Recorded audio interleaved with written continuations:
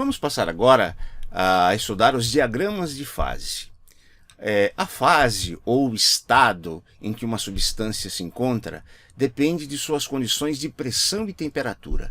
A gente tem que saber muito bem isso, que pressão e temperatura são fundamentais, são determinantes para saber o estado em que uma substância se encontra, se é sólida, se é líquida ou se é gasosa. Podem também existir estados onde duas fases se equilibram. Duas fases, líquida e gasosa, ou gasosa e sólida, duas fases se equilibram, e até pode existir uma situação, que nós vamos ver que se chama de ponto triplo, é o equilíbrio entre as três fases.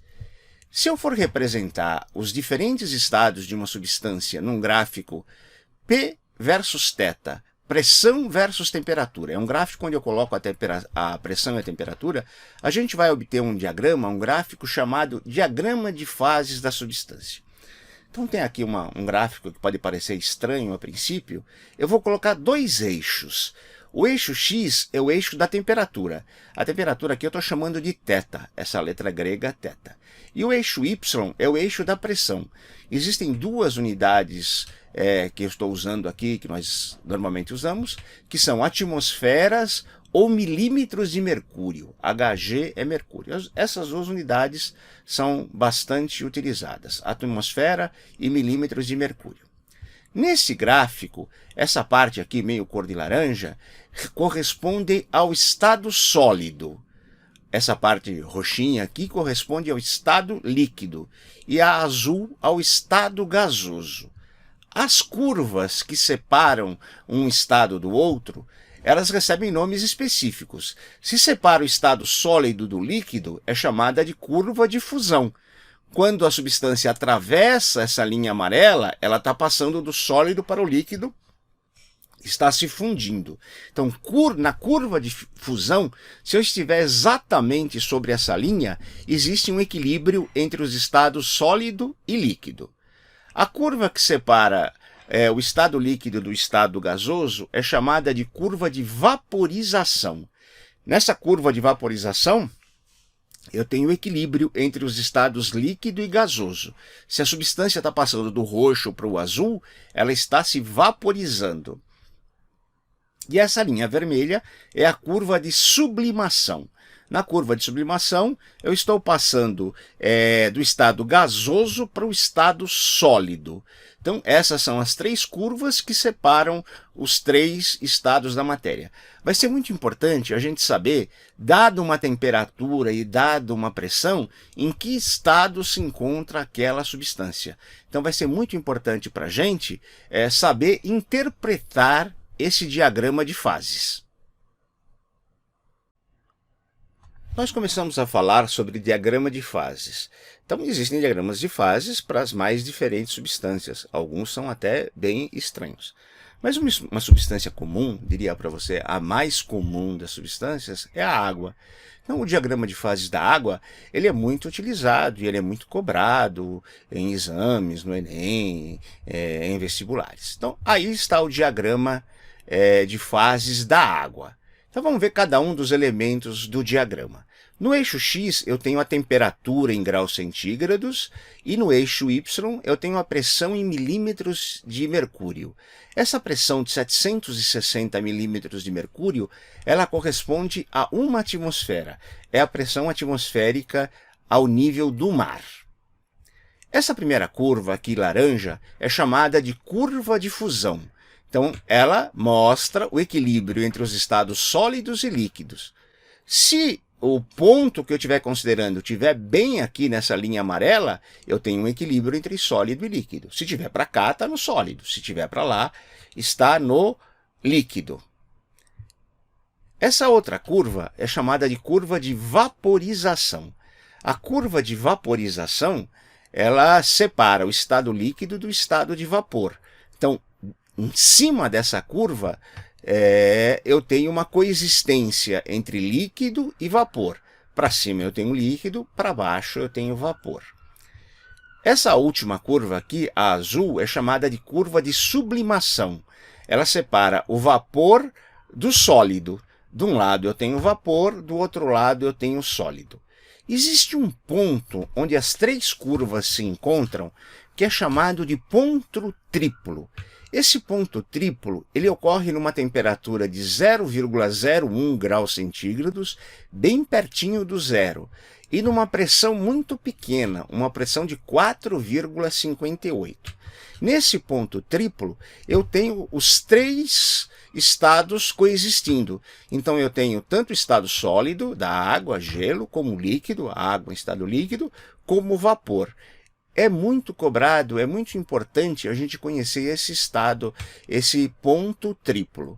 Repetindo aqui, essa pressão de 760 é uma atmosfera. Repara que numa pressão de 760, a água ferve a 100 graus. Mas como nós já vimos em exercícios anteriores, para pressões diferentes, a temperatura de vaporização da água é diferente. Vamos fazer o nosso primeiro exercício com diagramas de fase. Então, os exercícios de diagrama de fase, é muito comum que eles mostrem um gráfico e peça para você interpretar esse gráfico, vendo em que pontos está no estado líquido, ou no estado sólido, ou no estado gasoso, o que acontece se passar de um ponto para o outro e assim por diante. É o que nós temos nesse exercício. Sempre recapitulando, que é bom sempre dar uma lida antes, e para depois resolver o exercício. Então eu tenho um diagrama aqui de fases, e a primeira pergunta aqui no item A é o que representam os pontos X, Y, W e Z. X, Y, W e Z. Então vamos começar com o ponto X. O ponto X é aquilo que nós vimos que é o ponto triplo, onde os três estados se encontram. E estão presentes as três fases, sólido, líquido e gás. Sólido, líquido e vapor coexistem em equilíbrio. Isso é o ponto triplo. O ponto Y ele está sobre a curva vermelha. Essa curva vermelha é a curva de sublimação. A curva de sublimação ela separa o vapor do sólido. Então, o ponto Y pertence à curva de sublimação, representa um estado de equilíbrio entre as fases sólida e de vapor. O ponto W está sobre a curva verde, que separa o sólido do líquido. Então, ela representa a fusão. É um estado de equilíbrio entre as fases sólida e líquida. O ponto Z pertence à curva de vaporização e representa um estado de equilíbrio entre líquido e vapor. Então, repara que esses três pontos, o Y, o W e o Z, eles estão exatamente sobre as curvas, né? As curvas de fusão, de sublimação e de vaporização. No item B, ele pergunta, sobre pressão normal de uma atmosfera e a temperatura ambiente 20 graus, em que fase se encontra a substância? Então, o que eu vou fazer? Eu vou usar no gráfico. Eu vou pegar o gráfico e vou marcar 20 graus, o 20 graus está aqui, e uma atmosfera. Uma atmosfera está mais ou menos aqui, porque se 5 está lá e 10 está lá, uma está mais ou menos aqui. Esse pontinho vermelho é o ponto de encontro de 20 graus com uma atmosfera. E eu consigo ver bem que nesse ponto a substância ela está no estado de vapor. Se o ponto caísse aqui, ó, entre o verde e o azul, estaria no estado líquido. Se caísse para lá do vermelho, estaria no estado sólido. Então é importante eu saber olhar o diagrama de fases e saber, num determinado ponto, num determinado conjunto de temperatura e pressão, em que estado está a substância. Assinale no diagrama as regiões correspondentes às fases sólida, líquida e de vapor. Eu vou marcar isso aqui num outro diagrama, num outro slide aqui. Então eu tenho a figura e eu pintei de azul, verde e vermelho aqui, ó. Estou chamando as curvas, curva de fusão, curva de vaporização e curva de sublimação. No azul, que fica embaixo da curva de vaporização, eu tenho vapor. No verde, que fica entre o líquido e o vapor, eu tenho líquido. E do lado esquerdo da curva vermelha, eu tenho o estado sólido. Então, para responder o exercício C, eu uso a figura. Na figura estão indicadas as regiões que correspondem às fases sólida, líquida e gasosa. Mais um exercício de diagrama de fases. Então, faço sempre aquela leitura atenta. E aqui tem um diagrama de fases e ele está perguntando algumas coisas sobre esse diagrama de fases. Nesse exercício, existem 2 espaços em branco aqui e ele quer que a gente preencha esses espaços em branco utilizando uma das alternativas. Então, vamos lá. Primeiro eu vou identificar com calma as 3 curvas, curva de fusão, curva de vaporização e curva de sublimação. Isso é muito importante saber para todos os diagramas de fase. Aqui eu tenho estado sólido, aqui eu tenho estado líquido, aqui eu tenho estado de vapor. Então já caracterizei muito bem o meu diagrama de fases. Na primeira pergunta, ele quer saber o seguinte, no ponto A, o seu estado físico é o... Então, no ponto A, eu estou vendo aqui que o estado físico é o líquido. Então, coloquei aqui, no ponto A, é o líquido. Aí ele faz uma pergunta bem interessante. Olha, ele fala o seguinte, se a pressão se mantiver constante e a temperatura aumentar, o que vai acontecer? Então, eu tracei aqui uma reta pelo A, para falar que a pressão está constante, a pressão está sempre a mesma. A temperatura vai aumentando, ele ainda está líquido. A temperatura vai aumentando, ele ainda está líquido. Vai aumentando, a hora que cai sobre a curva, ele está coexistindo líquido e vapor. E a hora que passa para o lado de cá, ele virou vapor.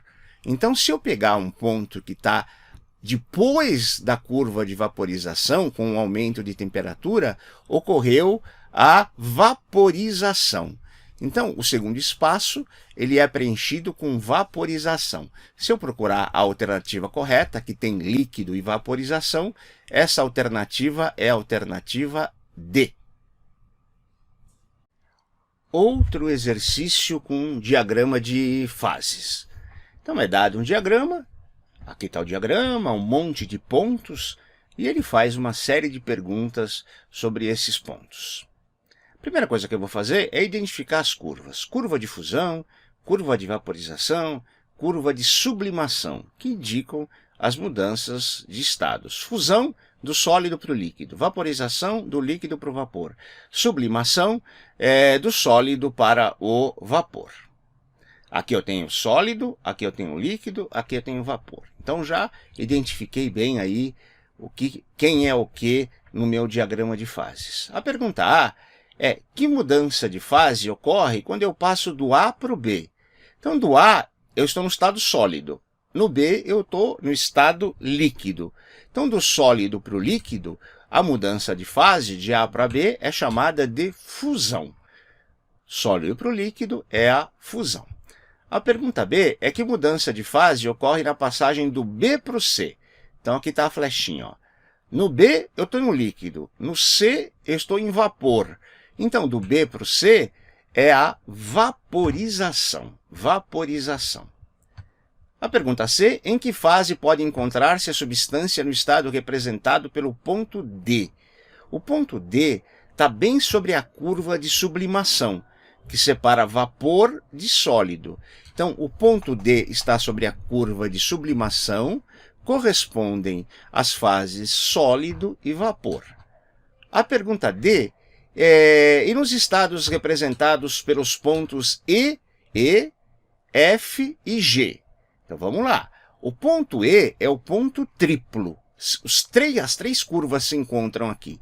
E podem coexistir as 3 fases, sólido, líquido e vapor. O ponto F está sobre a curva de fusão, que separa o sólido do líquido. Então, pode coexistir sólido e líquido. O ponto G está sobre a curva de vaporização, separa o líquido do vapor. Então, podem coexistir líquido e vapor. Qual dos pontos assinalados, a pergunta E, no diagrama é o ponto triplo ou tríplice? E por que recebe esse nome?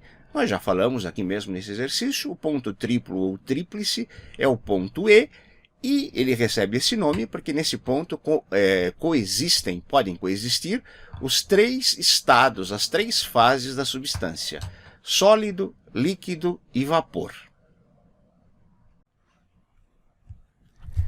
Mais um exercício. Esse exercício é do Enem.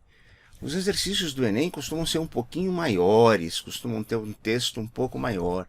No Enem, cobra-se bastante que o aluno saiba entender o que está sendo explicado e o que está sendo pedido, que ele saiba ver uma tabela com dados para tirar as informações da tabela, que ele saiba ler um gráfico. Então, tudo isso está sendo pedido nesse exercício.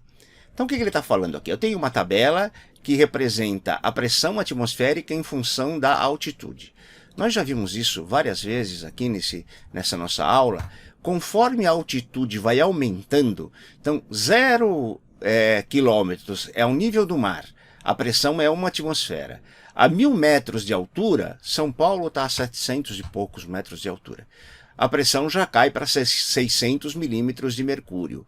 A 2000 metros de altura, Campos do Jordão tem um pouco menos que isso, a pressão já cai para 480. E a 10.000 metros, lá no Himalaia, a pressão diminuiu assustadoramente. A pressão é 100 milímetros de mercúrio. Isso influi no rendimento humano, influi numa série de coisas. Quando um time brasileiro vai jogar na Bolívia, lá em La Paz, ou vai jogar no Peru, naquelas cidades que estão a 4.000 metros de altitude, os jogadores sentem muito. Tanto que é proibido, a FIFA proíbe um jogo de futebol de ser realizado numa altura maior do que 4.000 metros. Então, aqui estão as altitudes e as pressões. E aqui tem um gráfico que mostra a temperatura em função, o vapor, a pressão de vaporização em função da temperatura. Então eu sei que com 760, que está próximo aqui do 800, a água, a temperatura de vaporização é 100 graus. Mas conforme a pressão vai caindo, essa temperatura é menor. E aí ele mostra 3 cidades. Natal, que está a nível do mar, é praia, Natal. Campos do Jordão, aqui no interior de São Paulo, que está a 1.628 metros. E o Pico da Neblina, que está a 3.014 metros, que eu acho que é o ponto mais alto do Brasil, está lá em Roraima. Então vamos lá. Ele quer saber, em relação à temperatura de ebulição, ele faz uma série de afirmações. Será que é maior em Campos do Jordão? É menor em Natal? É menor no Pico da Neblina? É igual? Não depende da altitude? Então, para vocês, ele vai avaliar a sua capacidade de concentração, né? Está misturando as palavras, maior, menor ou igual, então você tem que ter bastante atenção. Então, o que a tabela mostra? A tabela mostra que quanto maior a altitude, menor a pressão. Isso é uma coisa que eu tenho que saber.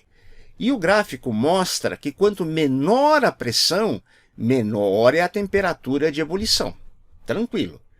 Portanto, a cidade que tiver a maior altitude terá a menor pressão atmosférica. Quanto mais alta a altitude, menor é a pressão atmosférica. E quanto menor for a pressão, menor é a temperatura. Tá certo? A temperatura de ebulição será maior no local com menor altitude, que é Natal. Então, Natal tem a maior temperatura de ebulição, que é 100 graus, né? Já está na altitude 0. A temperatura de ebulição será menor no local com maior altitude, que é o Pico da Neblina. Se eu for conferir as alternativas, será maior em Campos do Jordão? Não. A temperatura será menor em Natal? Não. Eu já vi que ela será maior em Natal. Será menor no Pico da Neblina? Sim. A resposta correta é a resposta C. Nesses vários exercícios, a gente falou várias vezes dessa coisa de pressão atmosférica em função da altitude. Isso é uma coisa que é muito cobrada e você precisa saber. Saber que com o aumento da altitude, a pressão atmosférica diminui e a temperatura de ebulição da água também diminui, isso é muito importante. Se eu quisesse, eu poderia até colocar isso num gráfico. Pego o Natal e coloco aqui Natal. Natal, a pressão atmosférica é 760, a temperatura é 100 graus, porque está ao nível do mar. Depois coloco Campos do Jordão. Campos do Jordão, dou uma olhadinha aqui no gráfico, coloco um valor aproximado, Campos do Jordão está aqui. E por fim eu coloco o pico da neblina, o pico da neblina está aqui. Então quem tem a menor temperatura de ebulição é realmente o pico da neblina. Isso é muito importante. Vamos para o último exercício dessa aula. Haverá uma outra aula só com um exercício sobre esse assunto. Esse exercício é um exercício do vestibular da Universidade Federal de Minas Gerais. Como sempre, a gente tem que dar uma lida, a primeira lida e a segunda lida, que é uma lida atenta. O exercício diz o seguinte: a tabela T fornece a temperatura na qual a água entra em ebulição em função da pressão. Então eu vejo aqui a pressão e a temperatura na qual a água entra em ebulição. Com 76 centímetros de Hg, que é a mesma coisa que 760 milímetros de Hg, a água ferve a 100 graus. Isso é uma coisa que nós sabemos. E também sabemos, já repetimos muitas vezes durante essa aula, que à medida que a pressão vai caindo, a temperatura também vai caindo. A temperatura de ebulição também vai caindo. A água ferve a 100 graus em Santos, em São Paulo um pouco menos, 98,5, em Campos do Jordão menos ainda, e no Himalaia, lá no cume lá do K2, ela ferve numa temperatura muito mais baixa. Ele sabe também que a cada 100 metros de elevação na atmosfera correspondem a aproximadamente 1 centímetro de Hg, a diminuição de 1 centímetro de Hg da pressão atmosférica. Então, cada vez que eu subo 100 metros, né? Então, se eu subir de Santos para São Paulo, eu vou subir 700 metros. Então, vai diminuir lá 7 centímetros de Hg. Aí ele pergunta: em uma certa cidade, um estudante verificou que a água em uma panela aberta entrava em ebulição a 95 graus. Tendo em vista essas informações, ele quer saber a altura da cidade em relação ao nível do mar. Como sempre, eu tenho tabelas aqui, e os vestibulares, o Enem, eles cobram muito que você saiba interpretar, que você saiba ler uma tabela, que você saiba ler um gráfico. Então, sabendo que a temperatura de ebulição é 95 graus, eu vou consultar a tabela. Então, para uma temperatura de 95, eu tenho uma pressão de 64 centímetros de Hg. Quanto variou a pressão entre o nível do mar e a cidade na qual o estudante está? No nível do mar, eu sei que a pressão é 76 centímetros de Hg. Menos 64, variou 12 centímetros de mercúrio. Variou 120 milímetros de mercúrio. E eu sei também que para cada variação de 100 metros, corresponde uma variação de pressão de 1 centímetro de mercúrio. Eu vou considerar o nível do mar como zero, né? Então, a altura zero, Santos, Rio de Janeiro, Natal, todas essas cidades que são cidades praianas, elas estão ao nível do mar. A altitude delas é zero. Eu posso fazer uma regra de 3, que é outra coisa que é muito cobrada. 1 centímetro, para cada centímetro de mercúrio, é uma variação de 100 metros. Se a variação foi de 12 centímetros de mercúrio, qual é a altura da cidade? Isso é fácil, né? Só vou multiplicar em cruz aqui, ó. 10 vezes 12 dividido por 1. Então, a altura da cidade, considerando o nível do mar como zero, é de 1.200 metros. A altura da cidade, 1.200 metros. A alternativa correta é a alternativa D de dado. Na próxima aula, nós vamos fazer mais alguns exercícios, alguns mais fáceis, outros mais difíceis, sobre esta matéria. Obrigado e até a próxima.